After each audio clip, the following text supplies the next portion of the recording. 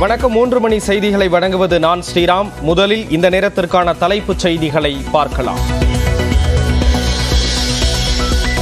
குஜராத் கடலுக்கடியில் சென்ற பிரதமர் நரேந்திர மோடி கிருஷ்ணருடன் தொடர்புடைய துவாரகா நகர் கடலில் மூழ்கியதாக கருதப்படும் இடத்தில் பிரார்த்தனையும் செய்தார்.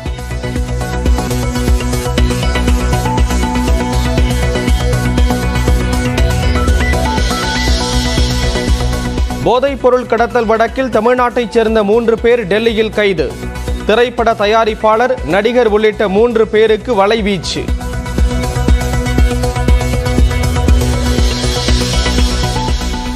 திரைப்பட தயாரிப்பாளரும் சென்னை மேற்கு மாவட்ட அயலக அணி துணை அமைப்பாளருமான ஜாஃபர் சாதிக் திமுகவிலிருந்து நிரந்தரமாக நீக்கம்.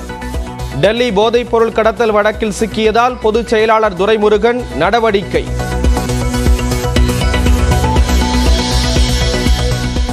விஜயதரணியின் பதவி விலகல் கடிதம் ஏற்றுக்கொள்ளப்பட்டதாக சபாநாயகர் அப்பாவு தகவல். விளவங்கோடு சட்டப்பேரவை தொகுதி காலியாக உள்ளதாக விரைவில் அறிவிக்கப்படும் என பேட்டி. தூத்துக்குடி, திருநெல்வேலியில் கனமழை வெள்ளத்தால் பாதிக்கப்பட்ட மக்களுக்கு நிவாரண உதவி வழங்கிய முதலமைச்சர் ஸ்டாலின். மத்திய அரசு கைவிரித்த போதும் தமிழ்நாட்டு மக்களுக்கு திமுக அரசு நிவாரணம் வழங்கியதாக பெருமிதம். மத்திய அரசு ₹1 கூட கொடுக்காத போதும் இது யாரு கொடுத்ததுன்னா இந்த ஸ்டாலின் உங்களுக்காக கொடுத்தது, இந்த அரசு உங்களுக்காக கொடுத்தது.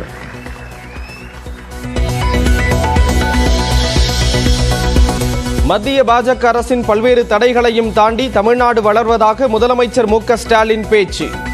தமிழ்நாட்டை பற்றி பாராமுகமாக இருக்கும் மத்திய அரசு மற்றும் மத்திய நிதி அமைச்சருக்கு கண்டனம். ஒன்றிய அரசும் நிதியமைச்சரும் பாராமுகமாக இருக்காங்க. நாம இதை கேட்ட என்ன சொல்றாங்க?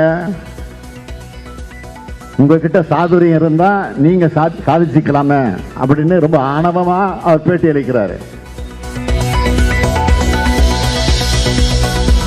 மத்திய குழுவின் அறிக்கை அடிப்படையில் தமிழ்நாட்டிற்கு கட்டாயம் வெள்ள நிவாரணம் கிடைக்கும் என வானதி சீனிவாசன் விளக்கம். பேரிடர் நிவாரண நிதி எந்த கணக்கில் வரும் என்றும் கேள்வி. என்ன பாதிப்புக்கு என்ன தமிழகத்திற்கு நிதி கிடைக்குமோ அதை யாராலையும் நிறுத்த முடியாது. அது கட்டாயம் கிடைக்கும். நாங்க 1 பைசா கூட கொடுக்கலன்னா பேரிடர் நிவாரண நிதியிலிருந்து கிடைக்கக்கூடிய அந்த அமௌண்ட உடனடியா மழை வெள்ளத்துக்கு பின்பாக மத்திய அரசு கொடுத்தது.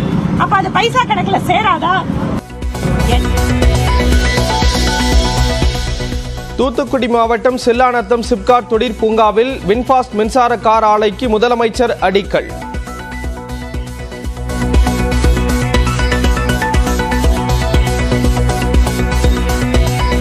முதற்கட்டமாக 3500 பேருக்கு வேலைவாய்ப்பு கிடைக்கும் என தமிழ்நாடு அரசு தகவல்.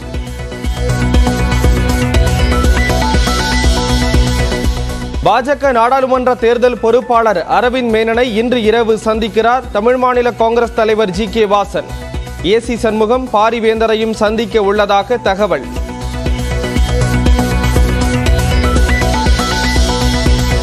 அதிமுகவுடன் கூட்டணி அமைக்க சில கட்சிகள் தயாராக இருப்பதாக ஜெயக்குமார் பேட்டி. அதிமுக தலைமையில் சிறப்பான கூட்டணி விரைவில் அமையும் என்றும் நம்பிக்கை. மக்களவை தேர்தலுக்கான கூட்டணி தொடர்பாக தமிழ் மாநில காங்கிரஸ் தலைவர் ஜி.கே. வாசனுடன் பாரதிய ஜனதா கட்சி இன்று பேச்சுவார்த்தை நடத்துகிறது.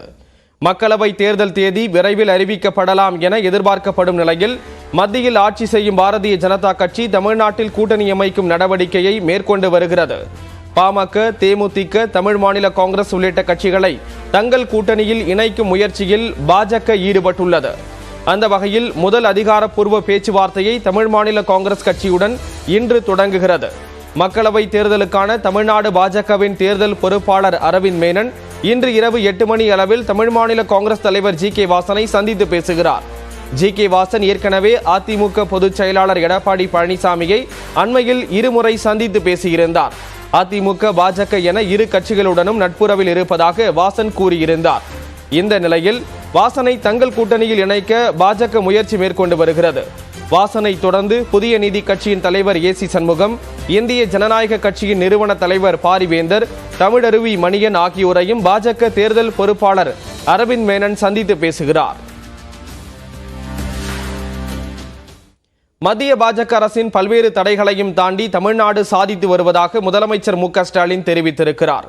தூத்துக்குடி மாவட்டம் புதுக்கோட்டையில் பெருமழையால் பாதிக்கப்பட்டவர்களுக்கு முதலமைச்சர் மு.க. ஸ்டாலின் நிவாரணம் மற்றும் நலத்திட்ட உதவிகளை வழங்கினார். அப்போது பேசிய அவர், தமிழ்நாடு அரசு சிறப்பாக செயல்படுவதால் தான் தலைசிறந்த வெளிநாட்டு நிறுவனங்கள் இங்கு முதலீடு செய்வதாகவும் பெருமிதத்துடன் கூறினார். தூத்துக்குடி, திருநெல்வேலி மாவட்டங்களில் தமிழ்நாடு அரசு மேற்கொண்ட திட்டங்களையும் முதலமைச்சர் மு.க. ஸ்டாலின் பட்டியலிட்டார்.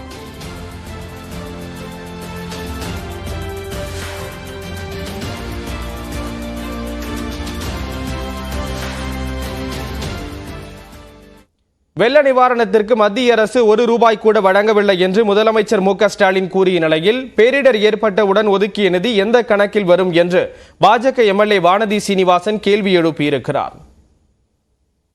ஒன்றிய அரசு ₹1 கூட கொடுக்காத போதும் இது யாரு கொடுத்ததுன்னா இந்த ஸ்டாலின் உங்களுக்காக கொடுத்தது, இந்த அரசு உங்களுக்காக கொடுத்தது.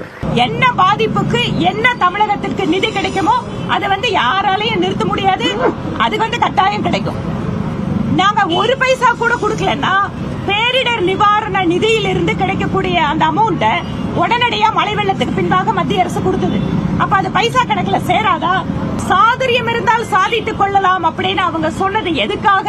மக்கள் தொகை கணக்கெடுப்பின் அடிப்படையில் நாளை தொகுதிகள் வரையறை செய்கின்ற பொழுது இந்த மாநிலத்திற்கு பாதிப்பு வரலாம் இல்லையா என்று கேட்கின்ற பொழுது அவங்க சொன்ன பதில், மனிதவள குறியீடு, மற்ற துறைகளில் இங்கு நடந்திருக்கக்கூடிய முன்னேற்றம், இதை பற்றியெல்லாம் நிதி கமிஷன் முன்பாக எடுத்து கூறி அதற்கு அவர்கள் பரிகாரம் தேடிக்கொள்ளலாம் அப்படிங்கறதுக்காக பயன்படுத்தின வார்த்தை இது.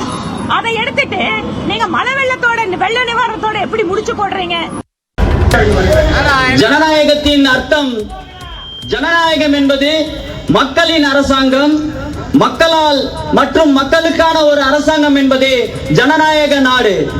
தனது கட்சி கூட்டத்தில் தான் பேசுவதற்கு முன்பு இப்படி மேடையை சுத்தம் செய்தார் நடிகர் மன்சூர் அலிகான். தமிழ் தேசிய புலிகள் என்ற கட்சியை நடத்தி வந்த மன்சூர் அலிகான் அந்த பெயரை இந்திய ஜனநாயக புலிகள் என மாற்றி பதிவு செய்தார்.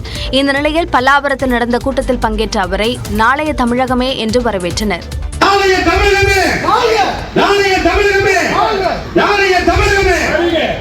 மேடையில் பேசிய மன்சூர் அலிகான் செய்தியாளர்களுக்கு பேட்டியளித்த போது, மடிப்பிச்சை எடுத்தாவது நாடாளுமன்ற தேர்தலில் போட்டியிடுவேன் என்றார். மடிப்பிச்சை எடுத்தாவது ஏதாவது தொகுதியில் நிற்போம்பா. விஜய் கட்சி ஆரம்பிக்க வேண்டாம் என்று தாம் கூறவில்லை என்றும் தெரிவித்தார்.